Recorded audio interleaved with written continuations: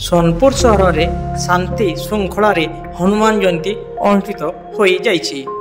हिंदू नववर्ष महाविषुव संक्रांति पणा संक्रांति तथा हनुमान जयंती सोनपुर सहर में बहुत धूमधाम रे पालित हो जाइछि।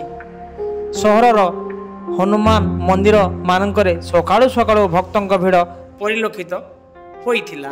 हनुमान शोभायात्रा स्थानीय परशुराम छकरू बाहरी नलिनी छक दे सहर सारा परिक्रमा करथिले।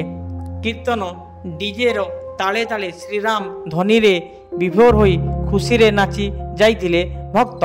स्थाने स्थाने मुदगर बाड़ी खेल भलिया आखड़ा देखिबाकू मिलिथिला। छोट छुआंकू राम सीता लक्ष्मण बेशरे सज्जित करी शोभायात्रा रे शामिल करा जाइथिला। शोभायात्रा रे विशेष आकर्षण थिला राम लालांको अविकल प्रतिमूर्ति। कौनसी विशृंखला परिस्थिति न हेबा पई प्रशासन तरफ व्यापक पुलिस व्यवस्था करा जाइथिला।